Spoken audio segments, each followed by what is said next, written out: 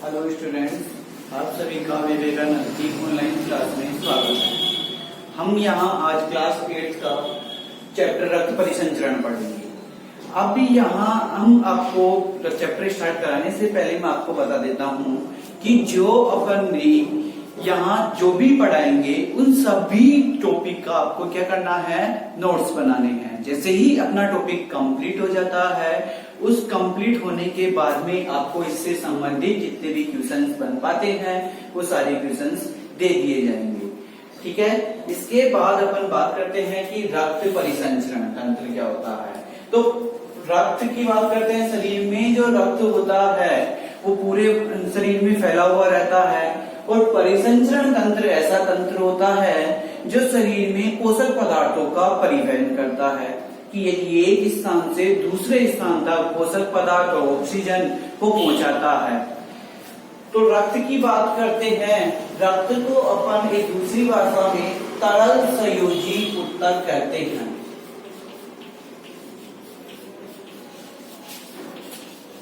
तरल संयोजी ऊतक कहते हैं। तो तरल का मतलब होता है लिक्विड पदार्थ, ठीक है ना, और संयोजी का मतलब होता है दो या दो से अधिक अंगों को जोड़ने वाला। तो अपन बात करते हैं कि रक्त जो होता है दो या दो से अधिक अंगों को जोड़ता है। तो यहाँ अगर अपन बात करेंगे तो इसके जो दो पार्ट्स होते हैं, दो पार्ट कौन कौन से। पहला जो पार्ट होगा अपना प्लाज्मा होगा, और दूसरा जो अपना पार्ट होगा वो कौन सा होगा, रक्त कणिकाएं होगी।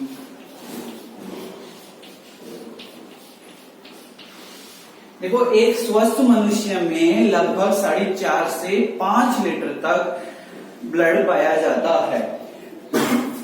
तो उस 4.5 से 5 लीटर तक के ब्लड की बात करते हैं तो उसके पूरे टोटल का 55% भाग तो प्लाज्मा से मिलकर बना होता है, और उसका 45% भाग रक्त कणिकाओं से मिलकर बना होता है। अब पहले अगर अपन प्लाज्मा की बात कर रहे हैं तो प्लाज्मा को देखते हैं कि पूरे रक्त का ये कितने प्रतिशत भाग बनाता है, 55% भाग बनाता है। और इसका जो हल्का पीला गाढ़ा पदार्थ होता है,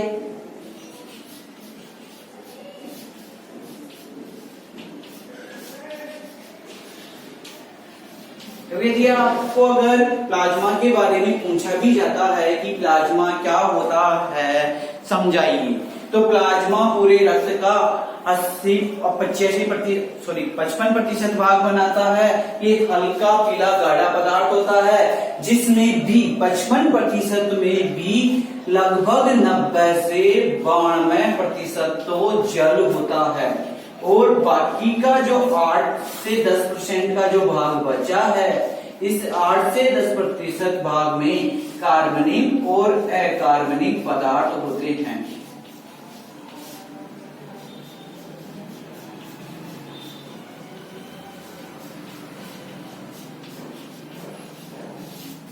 पचपन प्रतिशत भाग बना रहा है, हल्का पीला गाढ़ा पदार्थ है, 90 से 92% तक जल वाला भाग है, और इसमें से भी 8 से जो 10% तक जो बचा हुआ भाग है वो कार्बनिक और अकार्बनिक पदार्थ है। ठीक है। अब यहाँ अगर अपन आ जाते हैं कि रक्त वाहिनिकाएं, तो रक्त वाहिनिका ये तरल वाला पदार्थ था और ये ठोस वाला पदार्थ होता है। आपको यहाँ से एक बार ये भी पूछा गया था कि रक्त के तरल वाले पदार्थ का नाम बताइए और रक्त के ठोस वाले पदार्थ का नाम बताइए। तो रक्त का जो तरल वाला जो पदार्थ होता है वो कौन सा होता है, प्लाज्मा होता है, और जो ठोस वाला जो पदार्थ होता है वो कौन सा होता है, रक्त कणिकाएं होता है। तो रक्त कणिकाओं में अपन क्या करेंगे, 3 पदार्थ देते हैं। 3 कौन कौन से हो गए। तो पहले की अपन बात करते हैं लाल रक्त कणिकाएं।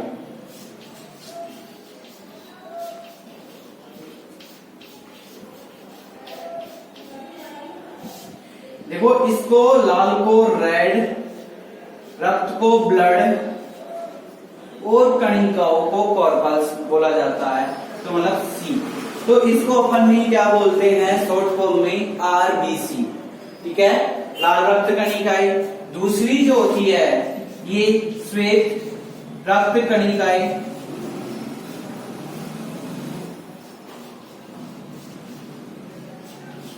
इसको श्वेत को मतलब सफेद की बात करते हैं तो व्हाइट बोलते हैं, W ब्लड को B और कणिकाओं को C कॉर्पस। तो इसका मतलब क्या हो गया, WBC बोलते हैं। और तीसरा जो इसका पार्ट है, इस तीसरे वाले पार्ट को अपन बोलते हैं डिम्बाणु या प्लेटलेट्स।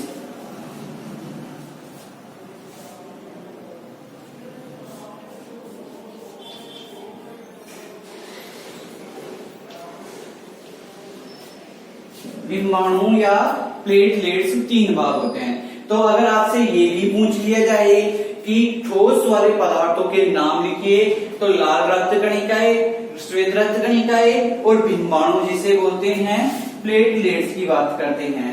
ठीक है, या आप इसको शॉर्ट फॉर्म में RBC, WBC और प्लेटलेट्स भी लिख सकते हो।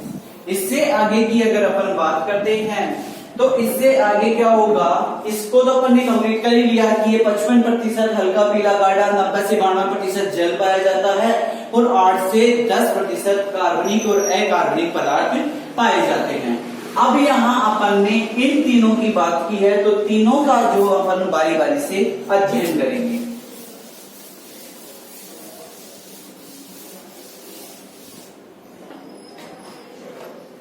यहां अपन फर्स्ट इसकी आरबीसी की बात करते हैं। तो देखो आरबीसी जो होता है ना, क्या होता है, एक गोलाकार तस्रीनुमा आकृति की होती है। क्या होती है, गोलाकार तस्रीनुमा आकृति की होती है और इसमें एक हीमोग्लोबिन, देखो अपने शरीर में क्या होता है, एक लाल रंग का वर्णक होता है जो जिसे अपन क्या कहेंगे, हीमोग्लोबिन कहेंगे। तो जो आरबीसी होती है, उन आरबीसी में ये हीमोग्लोबिन उपस्थित रहता है, इसलिए इसका जो कलर होता है आरबीसी का, वो कौन सा होता है, लाल होता है। पहले तो अगर अपन ने इसकी आकृति देखी कि आकृति गोलाकार और तस्रीनुमा आकृति होती है और इसमें हीमोग्लोबिन नामक श्वसन वर्णक पाया जाता है, जिसकी वजह से ये क्या होता है कि इसका कलर कैसा होगा, लाल होगा। अब मैं बात करूं कि आरबीसी का क्या कार्य है, तो देखो यहाँ आरबीसी और हीमोग्लोबिन दोनों साथ में जुड़े हुए हैं और मैंने आपको बताया कि हीमोग्लोबिन क्या होता है, एक श्वसन वर्णक होता है जो क्या करता है, श्वसन जो अपन ऑक्सीजन शरीर के अंदर लेते हैं, उस ऑक्सीजन के साथ जुड़कर पूरे शरीर में ऑक्सीजन को पहुंचाता है। तो कौन कर रहा है, हीमोग्लोबिन कर रहा है, लेकिन हीमोग्लोबिन किसके साथ जुड़ा हुआ है, आरबीसी के साथ जुड़ा हुआ है।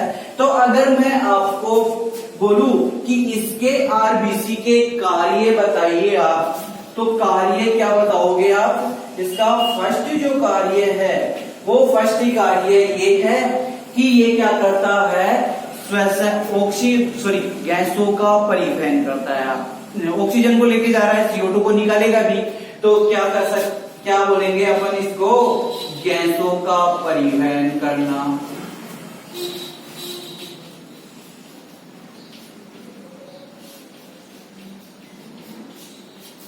क्या बोलेंगे इसको, गैसों का परिवहन करना। फर्स्ट कार्य क्या हो गया इसका, गैसों का परिवहन करना।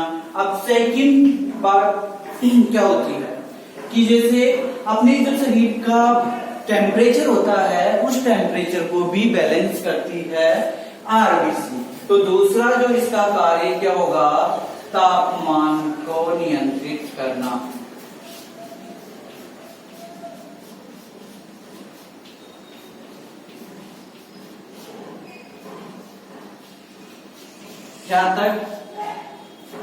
यहां तक सब ठीक है। यहां से अगर अपन आगे बात करेंगे तो सेकंड की बात करेंगे किसकी, WBC की। इस चीज को आप नोट कर लेना ही, क्योंकि ये हर बार पूछा जाता है। यहां से अगर अपन बात करते हैं WBC की,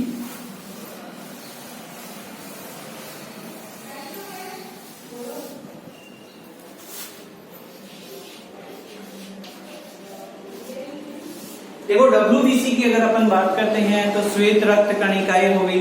अब श्वेत रक्त कणिकाएं हो गई तो श्वेत मतलब इसका कलर अब लाल नहीं है, अब क्या कौन सा है, श्वेत कलर है। तो अब आपको ये भी पता होगा कि जब श्वेत कलर है तो इसमें जो लाल रंग का वर्णक था अपना हीमोग्लोबिन वो अनुपस्थित रहेगा। तो इस कोशिका क्या करेंगे अपन, इसमें हीमोग्लोबिन अनुपस्थित रहता है।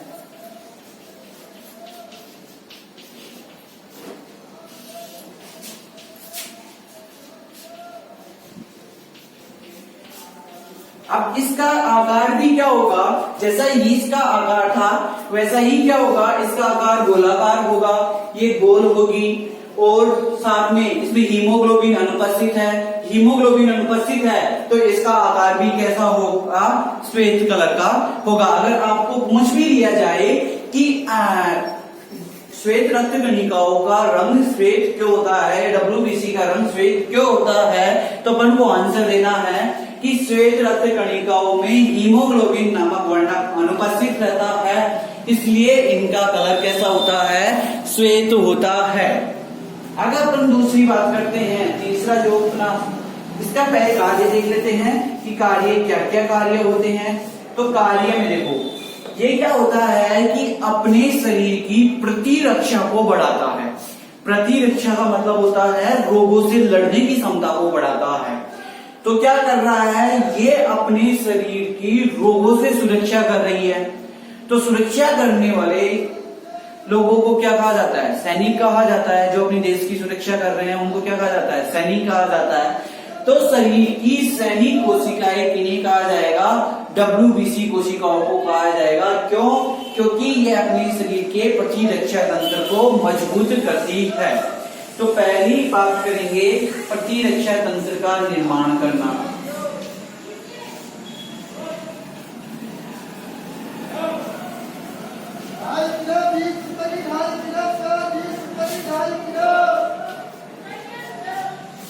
प्रतिरक्षा तंत्र का निर्माण करना। दूसरा जो कार्य होगा, अब देखो अपने शरीर में क्या होती हैं, कुछ प्रतिरक्षा से लड़ने वाली कोशिकाएं होती है जिसे अपन लिम्फोसाइट्स कहते हैं।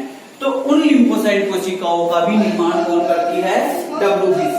तो लिम्फोसाइट कोशिका का निर्माण करना।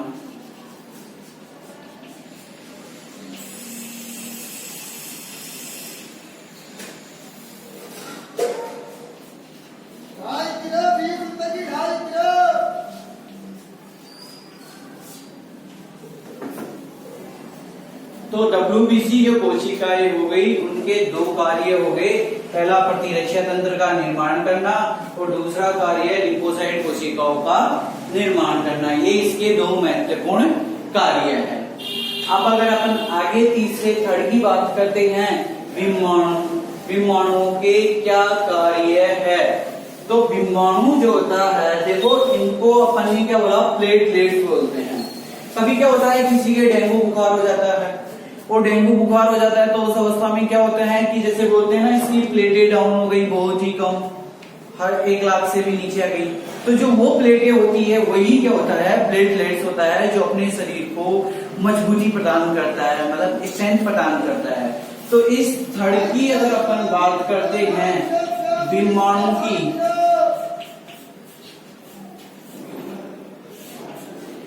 विमाणु की बात करते हैं जिसको प्लेटलेट्स। अब देखो अगर अब ये क्या करते हैं, रक्त का थक्का करते हैं, रक्त का थक्का जमाते हैं।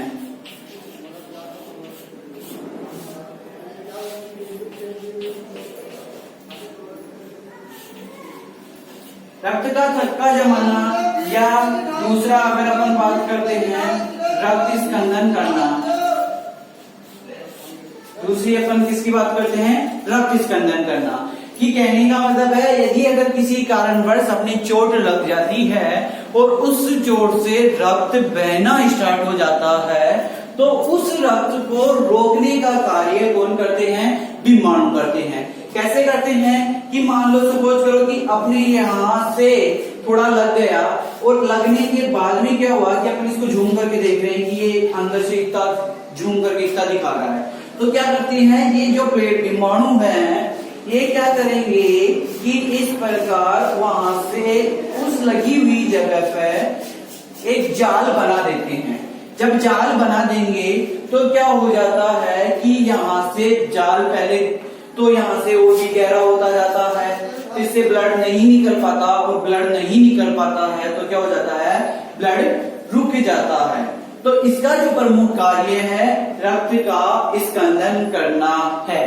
ठीक है, इसके बाद अगर अपन आगे बात करते हैं, अपना आगे का जो टॉपिक है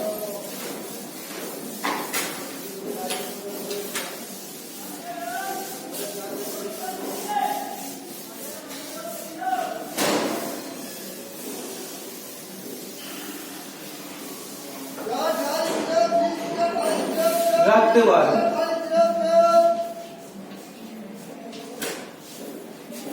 जैसे ब्लड ग्रुप भी बोल सकते हैं।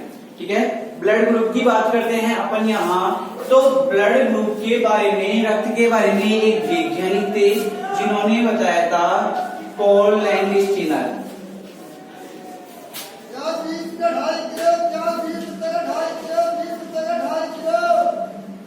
और इनके अनुसार बताया गया था कि रक्त में दो प्रकार की प्रोटीन पाई जाती है। एक प्रोटीन होती है प्रतिजन और दूसरी प्रोटीन होती है प्रतिरक्षी।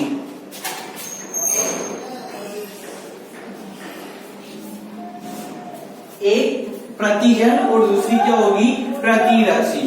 देखो ये जो प्रतिजन होते हैं ये अपनी आरबीसी की सतह, जहां अभी अपन ने पढ़ा कि आरबीसी लाल रक्त कणिकाएं, तो आरबीसी की सतह पर पाई जाती है।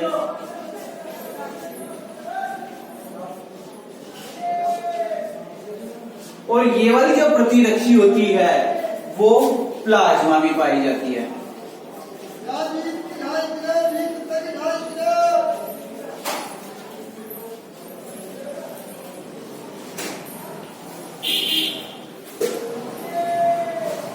अब इससे आगे का टॉपिक अपन नेक्स्ट क्लास में देखेंगे। यहाँ तक का जो है अपना, यहाँ तक का अपन सभी को नोट्स बनाना है। ठीक है।